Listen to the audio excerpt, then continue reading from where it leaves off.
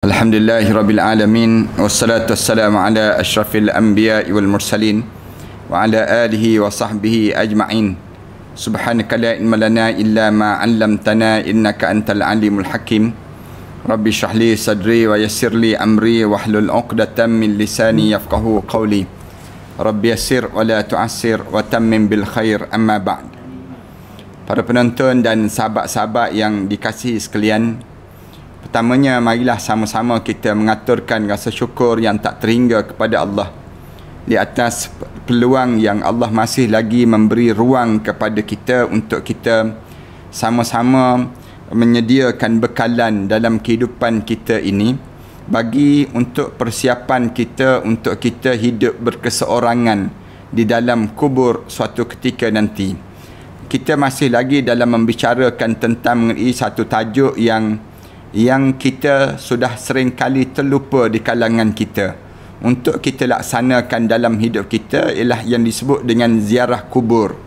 Ziarah kubur ini satu tajuk yang menjadi asing dalam kehidupan masyarakat kita pada hari ini, kecuali ia dilakukan pada hari-hari tertentu sahaja, pada hari yang disebut dengan hari raya ataupun hari yang dinamakan dengan hari-hari yang bersih kubur dan seumpamanya. Tapi sebenarnya dalam hidup kita ni kita kena faham bahawa menziarahi kubur ini merupakan satu amalan yang diminta sangat di kalangan kita untuk kita lakukan dalam hidup kita. Sebagaimana kita diajar supaya ziarah orang yang sakit, kita ziarah orang yang sihat, ziarah dengan orang yang hidup. Kita ni kadang-kadang kita pergi ziarah rumah mak saudara kita, kita ziarah rumah adik-beradik kita, kawan-kawan kita dan seumpamanya. Ada je ziarah-ziarah kita. Tapi ada satu tempat yang kita tertinggal untuk nak ziarah, iaitu ziarah kubur. Ziarah kubur ni ramai di kalangan kita ni tertinggal. Padahal kita tahu bahawa orang dalam kubur ini amat memerlukan sangat terhadap doa-doa kita, terhadap ziarah-ziarah kita kepada mereka tersebut. Sebab itulah Allah jadikan pada kita ni, supaya Allah tak jadikan kita ni apabila kita meninggal dunia terus ke akhirat. Tidak jadi demikian. Tetapi Allah jadikan lepas pada kita meninggal dunia, kita akan pergi ke satu alam yang disebut dengan alam barzah. Bila kita sebut tentang alam barzah, para penonton sekalian, menandakan bahawa Allah dia nak suruh apa dia? Allah jadikan alam barzah ini dengan tujuan nak suruh orang yang hidup, tolong bantulah orang yang mati.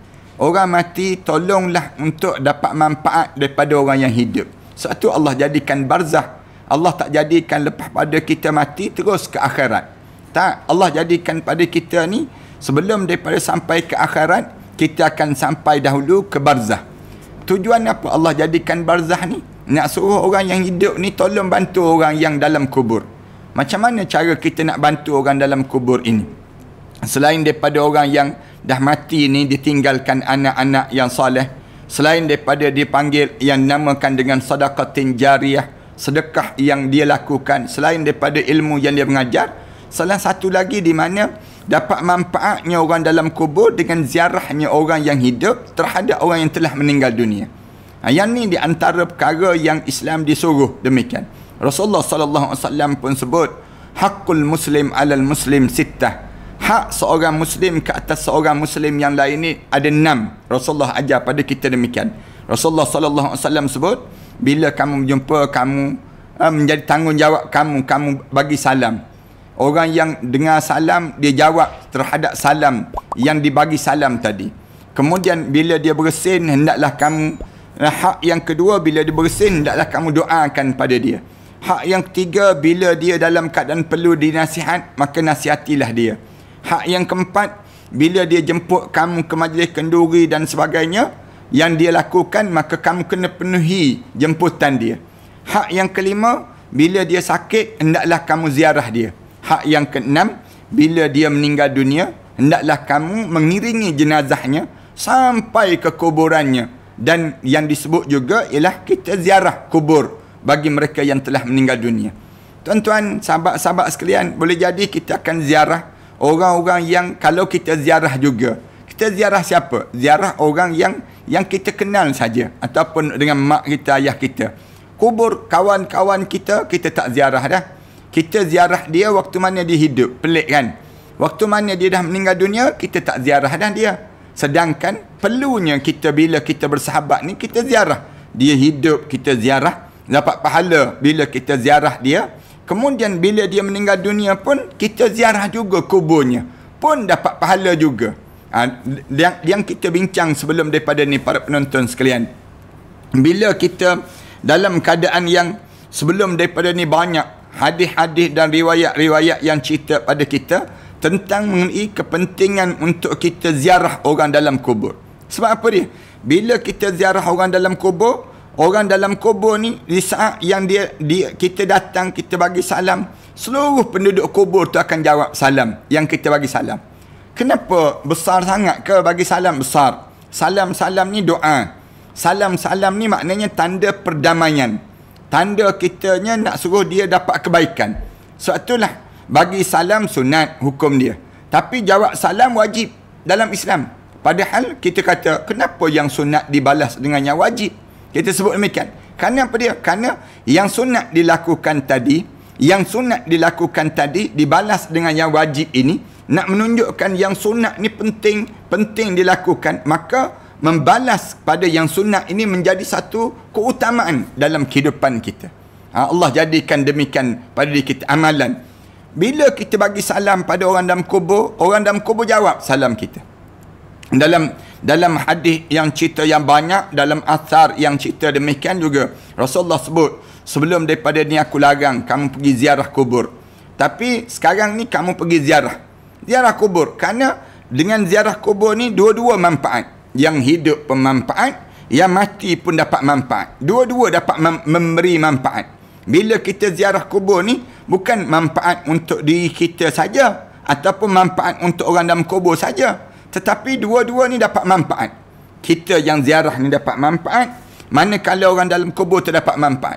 Manfaat apa kita yang ziarah ni? Rasulullah sebut, bila kamu ziarah kubur, tuzakkirul maut, mengingatkan kamu kematian.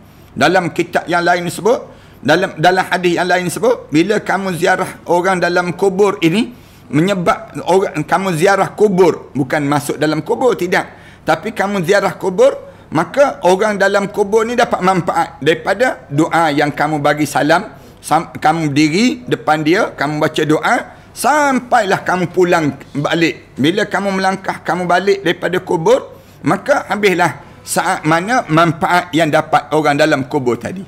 Ini nak sebutnya besar pada diri kita. Dalam hadis yang lain, bila seorang perempuan tanya pada Aisyah, dia bagi tahu pada Aisyah, yang aku ni jenis kerah hati. Seorang perempuan sebut demikian. Aisyah radhiyallahu anha jawab, dia jawab apa dia? Kamu pergi ziarah kubur. Bila kamu ziarah kubur, dia akan melembutkan hati. Banyak manfaat. Sebenarnya bukan kita pergi ziarah kubur ni, kita pergi untuk diri kita saja. Jangan. Kita kena ingat, bila kita pergi ziarah kubur, orang dalam kubur ni pun dapat manfaat. Dapat manfaat apa dia? Manfaat daripada ringannya kubur dia. Kemudian malaikat bagi tahu, hamba Allah ni datang. Kemudian orang yang sebegini dapat. Dia akan cerita tentang kebaikan-kebaikan orang yang saleh yang datang ke kuburan orang yang demikian. Tuan-tuan, malam ni kita nak sambung sikit lagi tentang mengenai manfaat-manfaat yang kita boleh beri kepada orang dalam kubur bila kita datang ziarah kubur ini. Contohnya Sa'ad Ibn Abi Waqqas, sebagaimana diriwayatkan oleh Ibn Abi Shaybah, pernah kembali daripada kebunnya. Sa'ad bin Abi Waqqas ni dia balik daripada kebun dia, dan dia berjalan melalui kubur para syuhada. Bila dia balik daripada kebun dia, pergi berkebun ni, dia lalu kawasan para syuhada, kubur para syuhada. Lalu dia mengucap salam sejahtera kepada kalian semua. Jika Allah menghendaki, kami akan segera menyusul kalian. Dia sebut terus, Salamun alaikum, Assalamualaikum. Misal contohnya, dia sebut Assalamualaikum, InsyaAllah lalahikun, InsyaAllah lalahikun, Inna insyaAllah lalahikun. Dia sebutnya, dia kata, salam sejahtera ke atas kalian semua. InsyaAllah, kalau Allah kehendaki, kami pun akan turut serta sebagaimana kamu yang telah sampai di alam barzah itu. Maknanya kami ni yang hidup ni sedang buat amalan. Manakala orang yang dalam kubur tu sedang menjawab terhadap amalan yang dikerjakan di atas dunia. Kami pun akan sama juga dengan kami. Wahai orang dalam kubur. Oleh yang demikian, maknanya kita nak ajar diri kita. Jangan kita ingat kita ni hidup sampai bila-bila, sampai umur 90 lebih, tak mati-mati lagi. Kita ingat ke tak mati pada diri kita. Tak, demikian. Dalam hidup kita ni, kita kena ingat. Yang kita ni, lalahiqun. Kita ni akan mengikut dan menyusul orang yang telah meninggal dunia. Jadi, dalam hidup kita ni, diajar supaya apa dia? Bila kita sebut macam tu, kita fikir, aku ni ada bekalan, tak ada bekalan. Orang ni masuk dalam kubur, orang ni dalam kubur ni, dia ada amalan ke tak ada amalan? Ada bekalan ke tak ada bekalan? Sunyi je kubur dia. Demikian juga kita. Kita ni kalau kita tak ada bekalan, macam mana kita dalam kubur? Waktu mana kita menghadap di hadapan Allah nanti? Setelah mana dia sebut demikian, dia sebut pada para sahabat. Sa'ad bin Abi Waqqas ni sebut pada sahabat, tidaklah kalian mengucapkan salam kepada para syuhada, melainkan mereka akan menjawab salam kalian. Kita bagi salam kepada para syuhada. Bagi salamlah kepada orang yang meninggal dunia. Semua orang dalam kubur tu akan jawab salam kita. Orang mati syahid, bila kita bagi salam pada dia, dia akan menyebabkan mereka ni semua akan jawab salam kita. Cuma kita tak dengar je. Saya sebut berulang kali dalam hidup kita ni, alhamdulillah Allah jadikan pada kita ni tak dengar yang tasma'u man fil qubur. Kita tak dengar suara dalam kubur. Kalau kita dengar suara dalam kubur, tak makan dah kita, tak berjalan dah kita. Kemudian kita ni tak tahu nak buat, mesti duduk di masjid je. Orang kunci masjid pun kita masuk, tak kena gaya. Nak sebutnya gambaran apa dia? Gambaran kalau kita dengar apa yang berada dalam kubur. Tapi oleh kerana kita ni Allah tak bagi dengar dalam kubur, maka dalam keadaan demikian kita diajar supaya faham.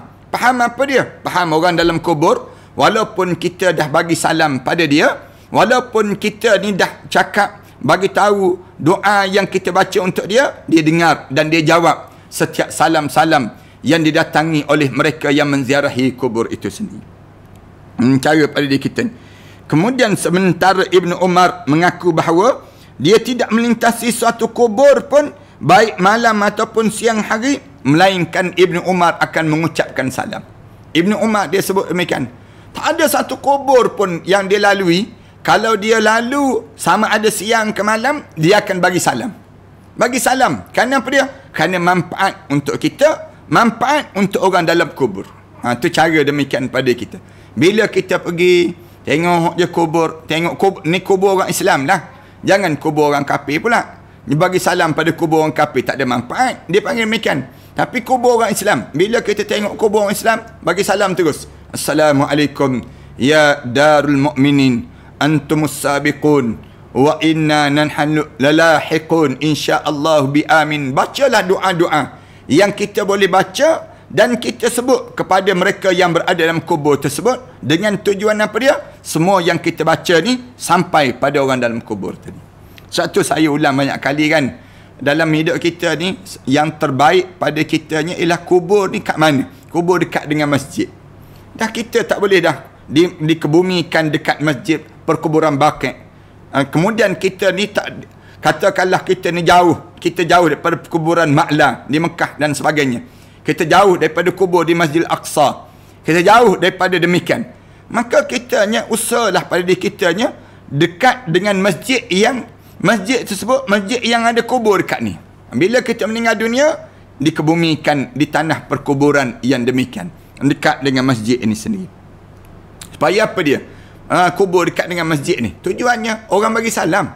Setiap kali mana orang pergi masjid, orang bagi salam. Assalamualaikum ya ahlul kubur. Ni cara yang menyebabkan orang dalam kubur dapat manfaat daripada doa-doa yang diberi salam, yang didoakan oleh orang yang menziarahi kubur ini sendiri.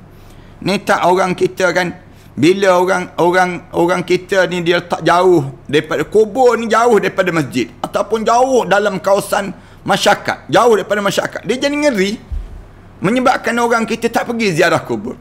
Jangan demikian. Letaklah kubur ni dekat-dekat dengan kawasan-kawasan yang orang yang hidup dalam keadaan yang leka, kemudian bila dia tengok kubur, dia teringat, Allahu Akbar, aku pun akan sampai keadaan yang begitu dalam kehidupan aku. Ni dalam kehidupan seorang mukmin. Sementara kemudian sedangkan Abu Hurairah radhiyallahu anhu sebagaimana yang diriwayatkan oleh Ibnu Abi Syaibah pernah mengatakan bahawa jika kamu melintasi suatu kubur yang kamu kenal penghuninya. Disebut demikian. Abu Hurairah dia kata kalau kamu melintasi satu kubur yang kamu kenal penghuni dia, ucapkanlah salam sejahtera bagi kalian semua wahai ahlul kubur. Sebut assalamualaikum ya darul qaumul mu'minin. Kita sebut demikian. Assalamualaikum ya ahlul kubur. Sebut terus demikian. Salam sejahtera ke atas kamu wahai penduduk kubur, wahai penghuni kubur. Kita sebut demikian. Bila kita sebut demikian, lalu mereka akan menjawab, sementara menjawab salam-salam yang kita bagi salam tadi. Musar, nikmat. Orang dalam kubur tu rasa seronok je. Kita ni tak rasa sebab kita tak mati lagi. Cuba try kita mati, senang cerita. Ni kadang-kadang saya sebut demikian ni, orang kita marah. Dia kata ustaz ni nak suruh try mati pula dia sebut. Yalah, kita ni tak rasa je orang dalam kubur tu rasa. Kalau kita ni rasa, nescaya kita ni akan sentiasa pergi ziarah kubur arwah ayah kita, ziarah kubur datuk nenek moyang kita, ziarah kubur adik-beradik kita. Kerana apa dia? Kerana mereka dalam kubur tersebut, tolonglah datang ziarah, tolonglah datang ziarah ni. Mereka sentiasa sebut demikian. Kita tak dengar daripada kata-kata mereka tersebut. Al-Hasan berkata bahawa siapa saja yang masuki kubur lalu dia mengucap, ya Allah, Tuhan pemelihara jasad-jasad yang binasa dan tulang belulang yang hancur lumat, yang pergi meninggalkan dunia dengan keimanan kepada kami.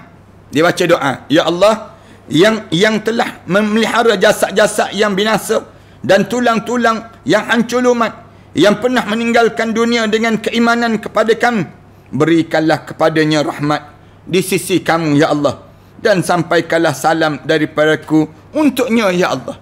Ini dibaca doa demikian. Nescaya akan dimohonkan ampunan baginya oleh kaum muslimin dan mukminin yang meninggal sejak diciptakan Nabi Adam oleh Allah Subhanahu wa taala. Allahu akbar. Siapa yang baca doa ni, dia pergi baca doa pada penduduk kubur. Ya Allah, ya Tuhan kami yang memelihara jasad yang binasa dan tulang belulang yang hancur lumat, yang pernah meninggalkan dunia dengan keimanan pada kamu, kemudian berikan rahmat daripada sisi kamu dan sampaikanlah salam aku kepada untuk penduduk kubur ini. Lalu disebut bila demikian saja, seluruh penduduk kubur ni baca doa memohon keampunan kepada orang yang datang ziarah. Datang ziarah ni, orang yang macam mana baca doa untuk dia? Seluruh orang mukmin sejak zaman Nabi Adam AS sampailah zaman kita sekarang yang meninggal dunia, baca doa minta, ya Allah ampunkanlah dosa orang yang datang ziarah ini. Tengok nama manfaat dipanggil. Manfaat orang dalam kubur, tolong doa keampunan untuk orang yang datang ziarah. Katanya Al-Hasan sebut demikian. Maknanya orang dalam kubur yang meninggal dunia yang dalam keadaan soleh tu, doakan, mengharapkan dipanggil. Mengharapkan, ya Allah kamu ampun. Yang mengharapkan tu sejak daripada mana? Sejak zaman Nabi Adam alaihi salam sampailah kepada umat yang berada sekarang ini. Yang dalam keadaan sekarang ini, dia berdoa minta, ya Allah ampun kalau orang datang ziarah kubur aku ni ya Allah.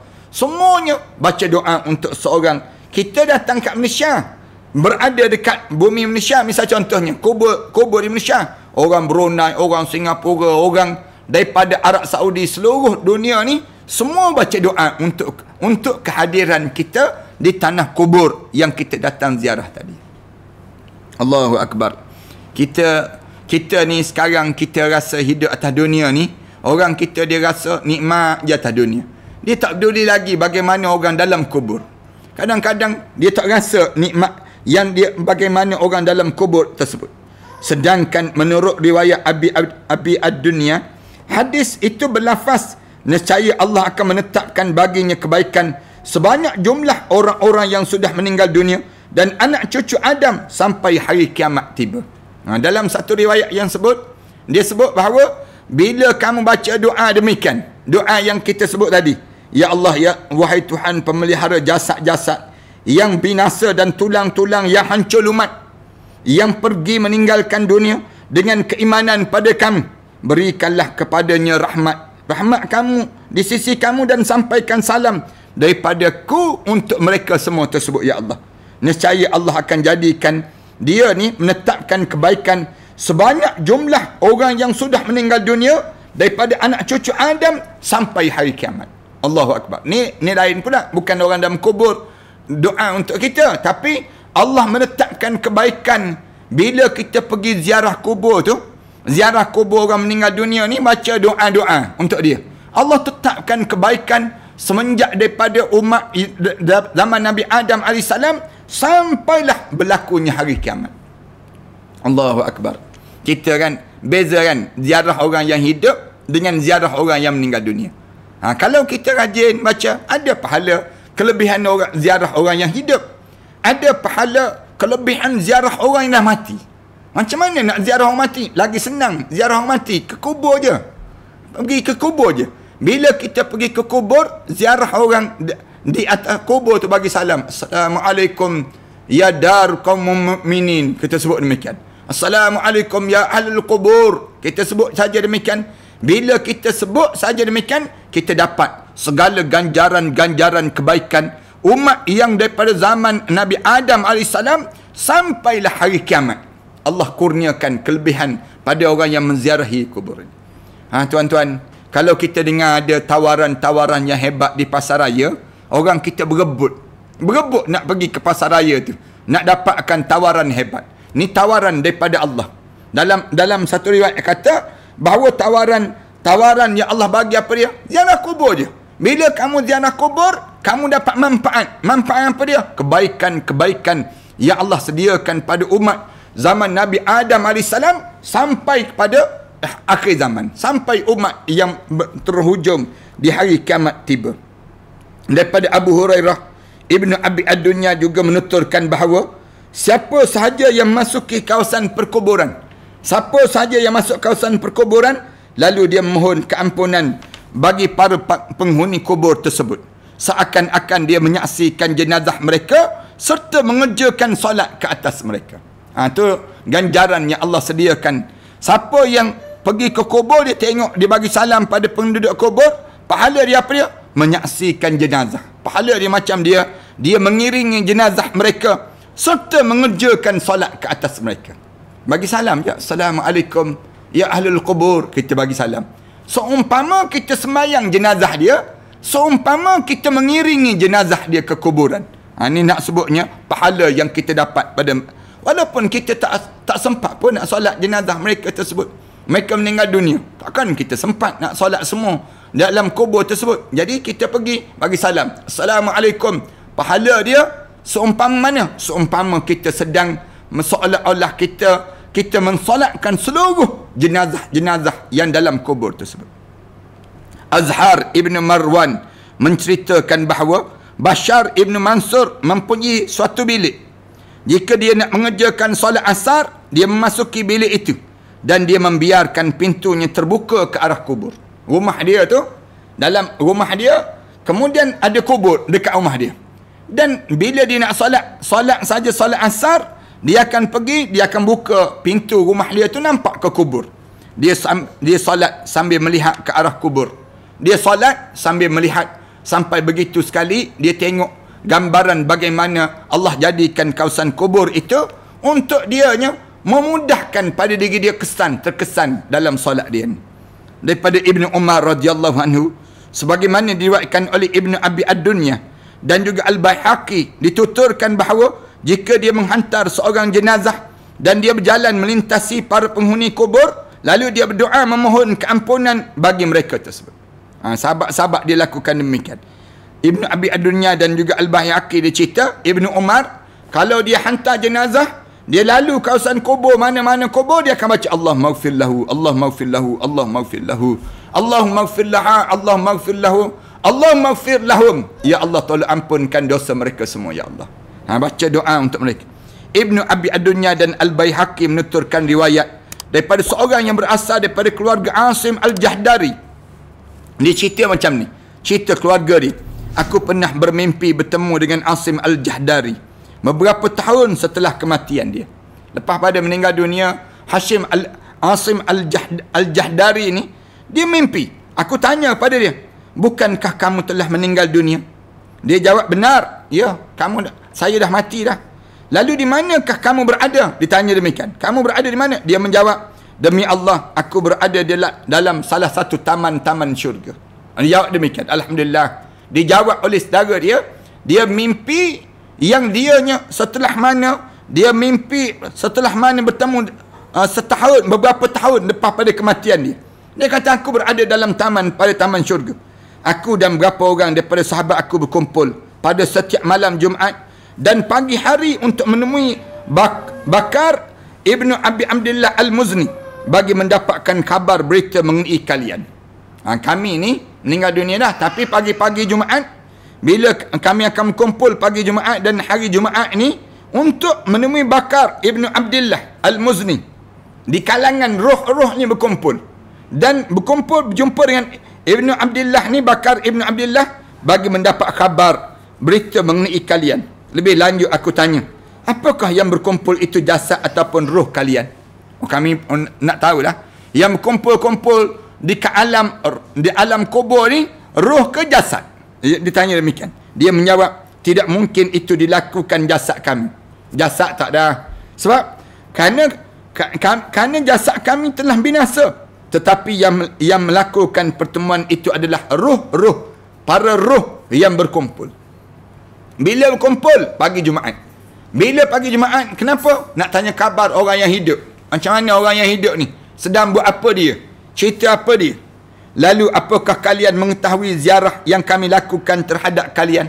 Lalu ditanya oleh saudara dia, tanya pada Asim Al-Jahdari ni, dia tanya, kalau kami ziarah kamu tahu tak kami ziarah kamu? Dia tanya dalam mimpi tadi. Dia menjawab, ya, kami mengetahui pada malam Jumaat dan hari Jumaat secara keseluruhan serta hari Sabtu sampai terbitnya matahari. Allahu Akbar.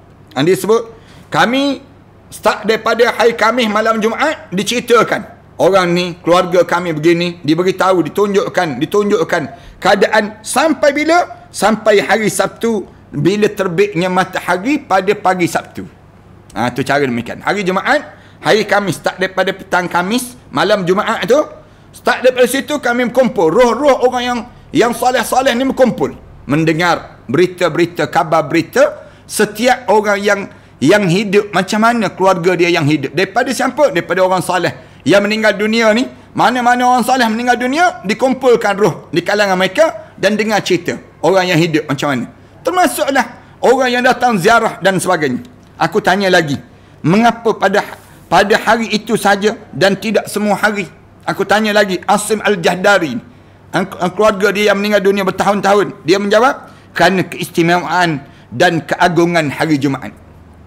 Kami tanya, kenapa pada hari nak dengar berita ni pada hari-hari tertentu saja ke? Pada hari Jumaat saja ke? Pada hari Jumaat saja? Kenapa jadi demikian? Dia jawab, kerana keagungan hari Jumaat. Kelebihan hari Jumaat. Bila sebut hari Jumaat, dia ada kelebihan tersendiri. Keduanya juga menuturkan riwayat daripada Bashar Ibn Mansur. Dia menceritakan bahawa ada seorang pulang dan pergi pada majlis pengkebumian. Dia juga sentiasa ikut mengerjakan solat jenazah. Jika petang hari tiba, dia berdiri di pintu kubur seraya mengucap, semoga Allah menghiburkan kalian, menyayangi kesendirian kalian, mengampuni dosa-dosa kalian dan menerima semua kebaikan kalian. Tidak ada kalimah lain yang diucapkan selain kalimah yang di atas ini. Lebih lanjut, orang itu berkata, pada suatu malam aku pulang ke rumah menemui keluargaku dan tidak mendatangi kubur. Ketika mana aku tidur, tiba-tiba aku bermimpi ramai orang yang mendatangi aku. Satu hari aku tak datang ke kubur, tak ziarah kubur. Malam tu aku mimpi ramai orang datang mendatangiku. Aku tanya, siapa kalian ini? Apakah keperluan kalian? Mereka menjawab, kami adalah penghuni kubur. Aku tanya lagi, apa yang menyebabkan kalian datang padaku dalam mimpi ini?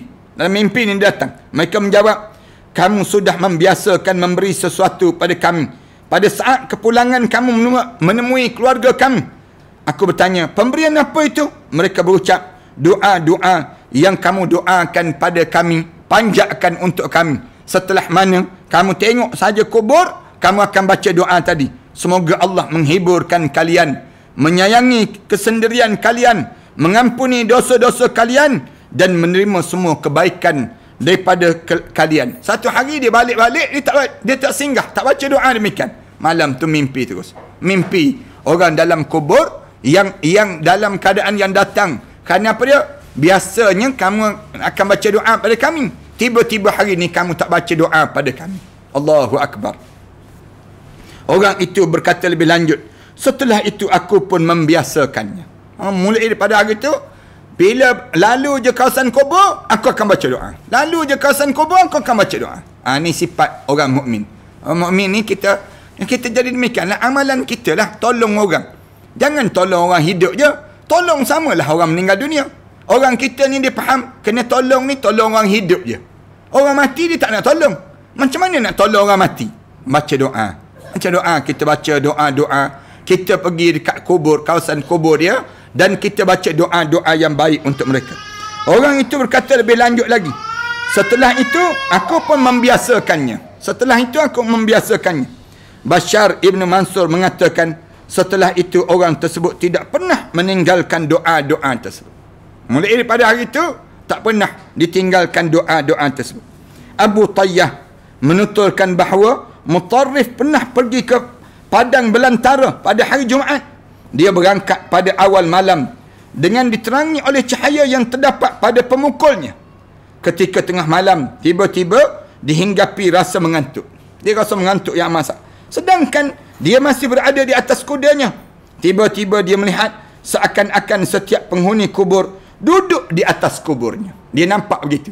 Sekaligus, sekali imbas. Nampak benda yang demikian. Masing-masing mereka mengatakan, ini adalah Mutarrif yang datang pada hari Jumaat. Aku tanya, apakah kalian mengenal hari Jumaat di tengah-tengah kalian? Dia tanya balik orang penghuni kubur yang duduk atas kubur tu, dia tanya, hari Jumaat pun kamu perasankah hari Jumaat? Kalau berlaku hari Jumaat, kamu tahukah hari Jumaat? Penghuni kubur menjawab, ya, bahkan pada hari itu kami mengetahui apa yang diucapkan oleh burung-burung sekalipun. Burung-burung yang berterbangan, yang bertasbih, berzikir pada Allah tu pun kami dengar. Lalu apa yang diucapkannya? Aku tanya, burung tu ucap apa dia? Burung itu akan berkata, salam sejahtera, salam sejahtera. Ini adalah hari yang baik. Ini adalah hari yang baik untuk kalian. Ini di antara doa-doa burung yang burung berucap pada hari Jumaat, berdoa kepada mereka yang berada dalam kubur itu sendiri. Ini di antara manfaat pada kita lah. InsyaAllah kita sambung sikit lagi cerita tentang ziarah kubur ini dalam masih juga menurut Ibn Abi Ad-Dunya daripada Al-Bayhaqi disebut bahawa Al-Fadal Ibn Mawqif Ibn Khalid menuturkan cerita daripada Sufyan Ibn Uyainah. Dia berkata, ketika ayahku meninggal dunia, Sufyan bin Uyainah ni cerita, ketika ayah dia meninggal dunia, aku sangat sedih sehingga setiap hari aku mendatangi kuburnya setiap hari. Ini ada orang yang demikian. Orang yang dia meninggal dunia, dia rasa terikat sangat dengan orang yang meninggal dunia ni. Tiap-tiap hari dia datang ke kubur. Tiap-tiap hari datang ke kubur. Datang ke kubur. Dia datang. Suatu hari aku terlupa untuk datang. Satu hari aku terlupa untuk datang. Datang malamnya aku pun bermimpi. Malam tersebut aku mimpi. Mimpi apa dia? Ayahku berkata padaku, anakku, apa yang menyebabkan kamu tidak mendatangiku? Malam tu termimpi ayah dia tu datang. Dalam mimpi tadi, ayah dia kata apa dia? Mengapa kamu tak datang hari ni? Aku bertanya balik, apakah ayah mengetahui kedatanganku? Ayah Sufyan bin Uyainah ni, dia tanya balik, ayah tak tahu ke saya datang ke kubur ayah ni? Tiap-tiap hari bila saya datang ke kubur tu, ayah perasan ke? Tahu ke yang saya datang? Ayah dia menjawab, engkau tidak mendatangiku sekali, melainkan aku mengetahuinya. Tak ada saat yang aku tak tahu. Setiap hari mana kamu datang, sentiasa aku diberitahu yang kedatangan kamu. Allahu Akbar. Dengan anak-anak yang sudah lama tak menziarahi kubur arwah ayah masing-masing. Sudah lama dah kalian tinggalkan kubur arwah ayah masing-masing. Saya nak pesan betul-betul, datang balik ziarah. Datang ziarah kubur arwah ayah. Kerana arwah ayah kita ni yang dalam kubur tu, bila kita datang ziarah, maka dia akan rasa seronok yang amat sangat. Dia akan diberitahu, aku merasa sangat suka dengan kedatangan kamu. Dan orang di sekelilingku pun merasa berbahagia dengan doa yang kamu panjatkan kepada Allah. Saat mana kamu berdoa, seluruh keliling kubur aku tu mendengar doa kamu, rasa gembira. Saat mana kamu berdoa kepada aku, dan aku rasa bahagia dengan kehadiran kamu. Allahu Akbar. Ni dengar ni, suara-suara daripada kubur. Suara-suara yang daripada kubur, yang memanggil-manggil kita untuk kita ni datang ziarah. Datang ziarah ke kubur mereka. Selanjutnya dia mengatakan, setelah itu aku sentiasa mendatangi kubur tadi, mendatangi kubur arwah ayahku ni, tanpa aku meninggalkan tempat yang demikian. Ibnu Abi Ad-Dunya dan Al-Baihaqi juga menuturkan riwayat daripada Uthman Ibnu Saurah. Ibunya adalah seorang yang taat beribadah dan dikenali dengan nama Rahibah. Uthman bin Saurah berkata, setelah ibuku meninggal dunia, mak dia meninggal dunia. Tadi ayah, ni mak pula. Ni dengar ni, pada anak-anak yang masih mempunyai ayah, ataupun anak-anak yang masih mempunyai ibu, ataupun anak-anak yang telah kehilangan ayah dan telah kehilangan ibu. Kalian dengar ni, yang diceritakan ni. Setelah ibu dia meninggal dunia, aku sentiasa mendatangi kuburnya setiap malam Jumaat. Ni, datang ke kubur tu pada malam Jumaat. Orang kita, kalau malam Jumaat, Allah, kita tak boleh lah. Kenapa tak boleh malam Jumaat? Hantu maklimah balik ke rumah, kita sebut demikian. Yang ni yang kita nak sebut pada diri kita ni. Ni nak gambarkan dia datang setiap malam Jumaat. Aku berdoa dan memohon keampunan. Aku berdoa kepada Allah, mohon keampunan untuknya, untuk semua ahli kubur. Pada satu malam, aku bermimpi bertemu dengan ibu aku. Aku bertanya, ibu, bagaimana keadaan ibu? Tanya khabar. Orang yang hidup ni tanya khabar pada orang yang mati melalui mimpi. Macam mana keadaan ibu? Tanya ibu dia, anakku, sesungguhnya kesedihan akibat kematian itu amat mendalam. Alhamdulillah. Dia sebut demikian. Aku berada di tempat yang terpuji. Ibu ni sebut pada anak dia. Anak dia kata, mak berada pada tempat yang terbaik. Tidur beralaskan raihan, serta berbantalkan sutera yang kasar dan sutera yang halus. Aku tanya lagi, apakah ibu mempunyai keperluan tertentu? Makna apa dia? Dalam mimpi tu dia tanya, mak, makna apa mak? Kalau kiranya saya boleh hantar dan bantu pada ibu. Dia jawab, ya. Makna ada sesuatu. Apakah keperluan ibu? Makna apa ibu? Makna apa tu yang mak inginkan? Beliau menjawab, janganlah kamu meninggalkan ziarah dan doa yang pernah kamu lakukan kepada kami. Ni suara daripada kubur ni sebut. Dia kata apa dia? Jangan kamu tinggalkan daripada berhenti datang menziarahi kubur kami ini sendiri. Kamu datang dan lakukan pada kami. Sesungguhnya aku merasa terhibur dengan kedatangan kamu pada hari Jumaat itu. Pada malam Jumaat yang dia datang tadi. Malam Jumaat je dia datang. Malam Jumaat je dia datang. Jika kamu datang, akan dikatakan padaku, ya Rabihah, ya Rahibah, ya Rahibah, telah datang kepada kamu seorang daripada keluarga kamu. Aku pun merasa gembira karenanya, dan demikian juga dengan mayat-mayat berada di sekeliling aku ni, wahai anakku, gembira dengan kedatangan kamu pada malam-malam Jumaat tadi, yang kamu datang ziarah kubur aku ni, menyebabkan bukan aku saja gembira, bahkan sekeliling aku ni bergembira dengan kedatangan anak yang saleh ini sendiri. Al-Hafiz Ibn Rajab menerima khabar daripada Ali bin Abdul Samad yang diterimanya daripada Ahmad Al-Baghdadi. Ayah Ahmad Al-Baghdadi menuturkan bahawa Konstantin Ibn Abdullah Ar-Rumi menerima khabar daripada Al-Asad Ibn Musa, dan dia berkata, aku memiliki seorang teman yang sudah meninggal dunia. Lalu aku bermimpi bertemu dengan dia. Mimpi bertemu dengan orang yang telah meninggal dunia. Dia berkata padaku, subhanallah, kamu telah datang pada aku temanku si fulan dan berdoa untuknya dan serta memohonkan rahmat baginya, sedangkan engkau biarkan tidak kamu datangi dan dekati aku. Dia tegur demikian. Kawan dia tegur, kamu datang ziarah kubur kawan Kawan tu kamu baca doa. Aku, kamu tak datang. Nak ziarah aku. Aku tanya lagi. Aku tanya, tahukah apa yang aku kerjakan? Dia menjawab, kamu mendatangi kubur teman kamu. Si fulan dan fulan melihat kamu. Aku dan dia, si fulan dan aku melihat kamu. Oh, dia kata, kamu buat tak reti ya. Bila kamu datang ziarah kubur, kamu datang ziarah kubur kawan tu saja. Manakala aku, kamu tak datang ziarah pula. Dia sebut demikian. Bagaimana mungkin kamu melihat aku sedangkan kubur kamu tertutup oleh tanah? Tanya lagi. Kamu nampak macam mana aku? Aku ke atas, kamu kat bawah. Macam mana kamu nampak aku? Lalu dia menjawab lagi. Bukankah kamu tidak dapat melihat? Bukankah engkau tidak dapat melihat air yang berada di dalam gelas? Ya, aku jawab. Ya. Lalu dia mengatakan, demikianlah kami melihat orang yang menziarahi kepada kami.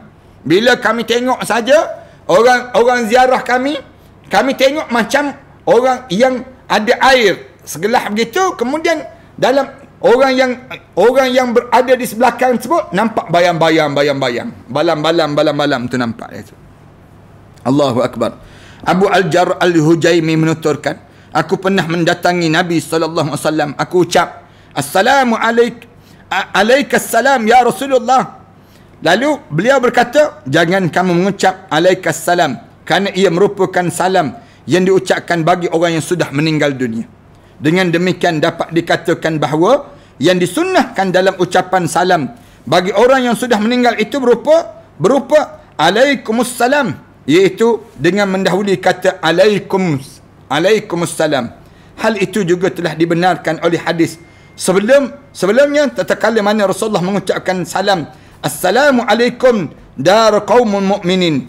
Mengenai hal itu Ibn Qayyim mengatakan dalam Al-Badi', pendapat itu dilontarkan kerana ketidakfahaman mereka terhadap yang dimaksudkan tersebut, kerana ucapan Rasulullah menyatakan bahawa alaikassalam merupakan ucapan selamat bagi orang yang sudah meninggal dunia dan bukan hal yang disyariatkan. Dengan hal itu beliau hanya ingin menyampaikan bahawa ucapan itu sering diucap oleh kebanyakan orang pada masa jahiliah saja. Kita berhenti setakat itulah.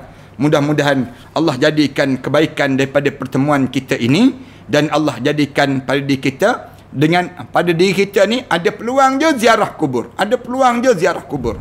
Ziarah kubur arwah ayah, arwah ibu, arwah adik-beradik kita, kerana di sana ada manfaat yang besar yang sedang kita lakukan dalam hidup kita, dengan syarat jaga adab, jaga akhlak bila kita menziarahi kubur ini sendiri. Terima kasih di atas kesempatan yang baik. Mudah-mudahan Allah rahmati pertemuan kita dan Allah masukkan kita di kalangan hamba Allah yang saleh. Aku qouli hadza astaghfirullah li wa lakum. Wassalamualaikum warahmatullahi taala wabarakatuh. Bismillahirrahmanirrahim. Alhamdulillahirabbil alamin. Wassalatu wassalamu ala asyrafil anbiya'i wal mursalin wa ala alihi wa sahbihi ajma'in. ربنا افتح بيننا وبين قومنا بالحق وأنت خير الفاتحين. ربنا ظلمنا أنفسنا وإن لم تغفر لنا وترحمنا لنكون من الخاسرين. ربنا وتب علينا إنك أنت التواب الرحيم. ربنا آتنا في الدنيا حسنة في الآخرة حسنة وقنا عذاب النار والحمد لله رب العالمين.